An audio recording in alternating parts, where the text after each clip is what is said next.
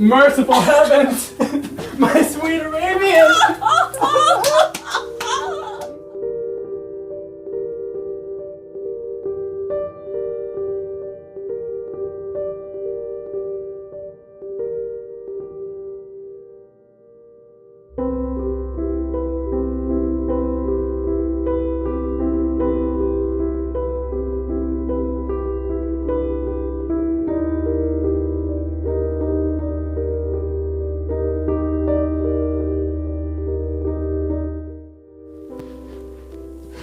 I miss you.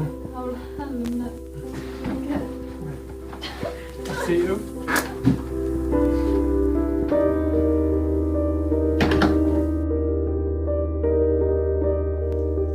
Here says the last deserves to think that a star.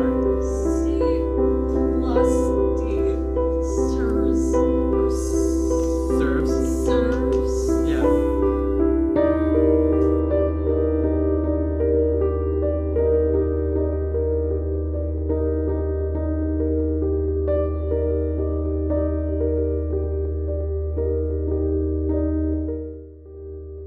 Every conversation of the cottagers now opened new wonders to me.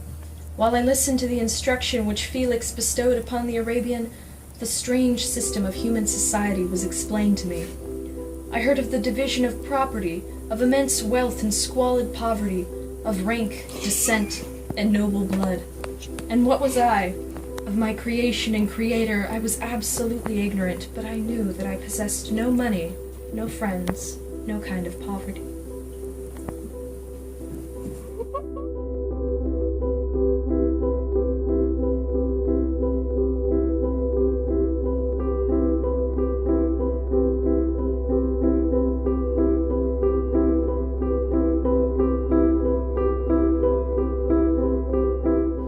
Then a monster, a blot upon the earth, from which all men fled, and whom all men discovered?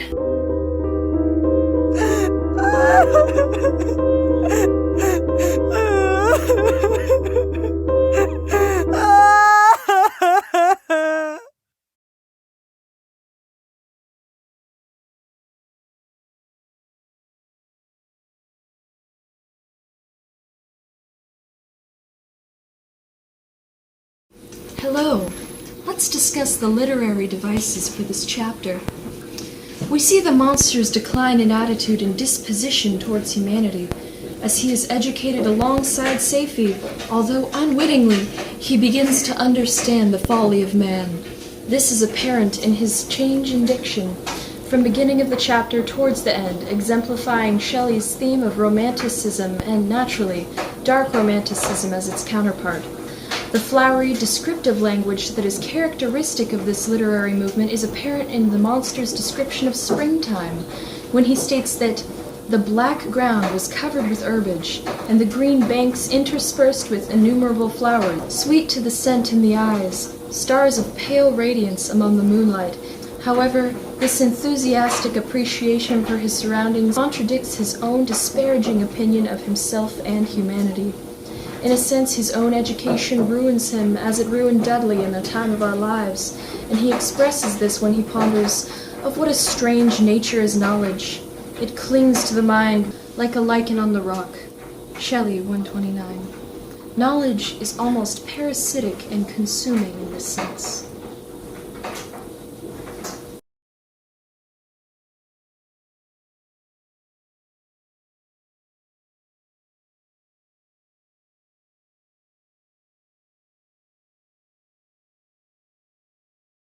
Some time elapsed before I learned the history of my friends.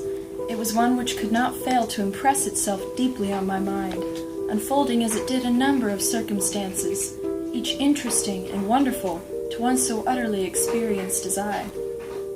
The name of the old man was de Lacy. He was descended from a good family in France, where he had lived for many years in affluence, respected by his superiors and beloved by his equals. His son was bred in the service of his country, and Agatha had ranked with ladies of the highest distinction. A few months before my arrival, they had lived in a large and luxurious city called Paris, surrounded by friends and possessed of every enjoyment which virtue, refinement of intellect, or taste, accompanied by a moderate fortune, could afford. The father of Safie had been the cause of their ruin. He was a Turkish merchant and had inhabited Paris for many years when, for some reason which I could not learn, he became obnoxious to the government. He was seized and cast into prison the very day that Safie arrived from Constantinople to join him. He was tried and condemned to death. The injustice of his sentence was very flagrant. All Paris was indignant, and it was judged that his religion and wealth, rather than the crime alleged against him, had been the cause of his condemnation.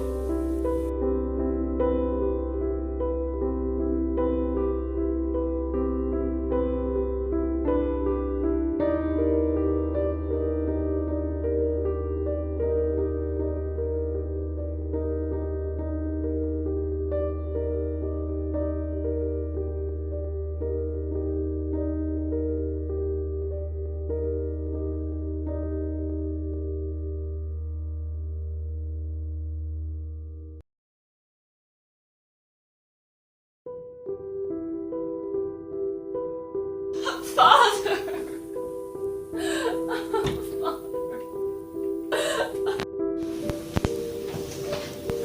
It's okay. I got it.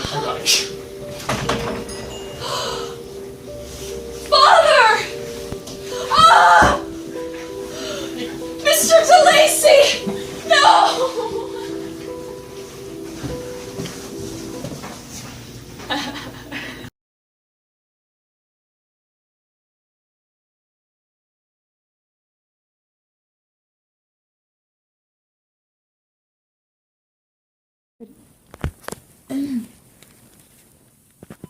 Hello again.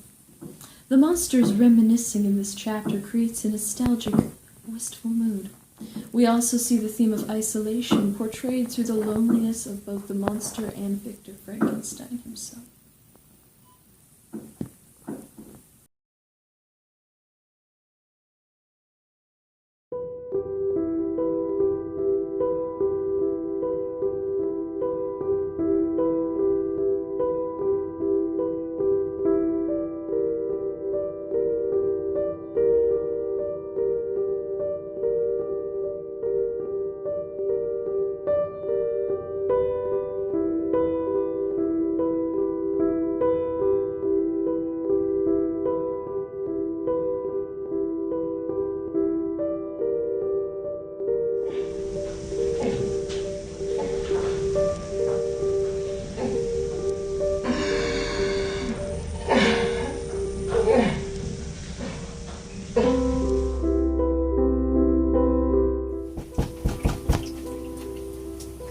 Hello?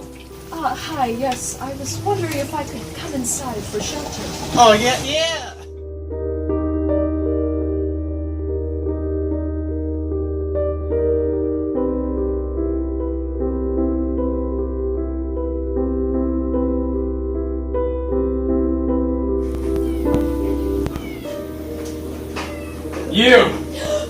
You get out of my house. I can explain! I can...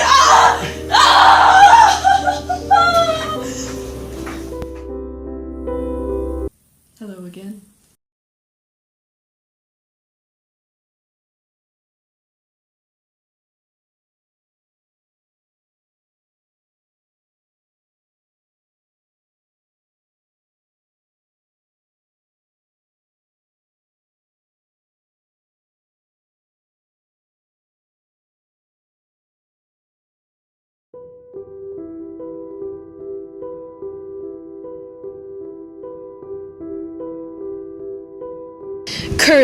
Cursed creator, why did I live? I continued to wind among the paths of the woods until I came to a girl who'd run up to where I was concealed. Ah! Come on, we're almost there. Are you all right?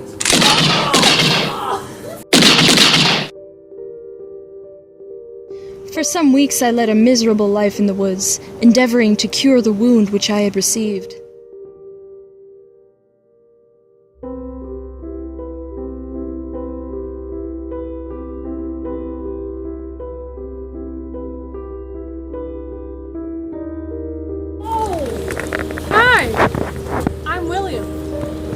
am Frankenstein.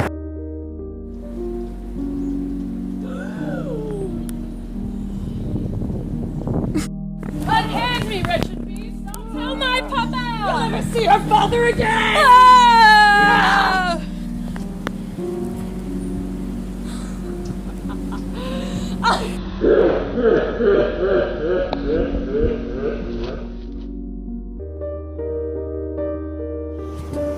While I was overcome by these feelings, I left the spot where I had committed the murder, and seeking a more secluded hiding place, I entered a barn which had appeared to me to be empty.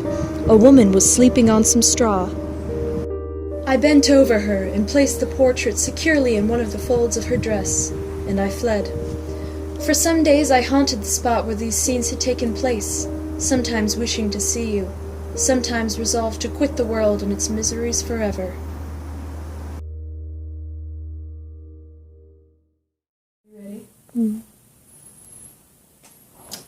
Hello. For Chapter 16, we will be discussing analysis and literary devices. What is taken away from Chapter 16 is that no matter what actions Frankenstein's monster takes, all he will be is looked down upon. A literary device that was used was repetition. For the first half of the chapter, the monster talks much about hatred, creating a very dark tone for this chapter.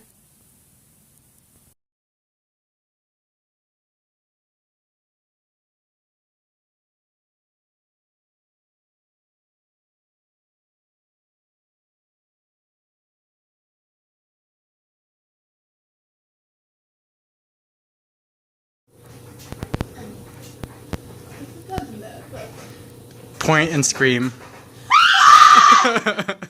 Why? Point and scream at her.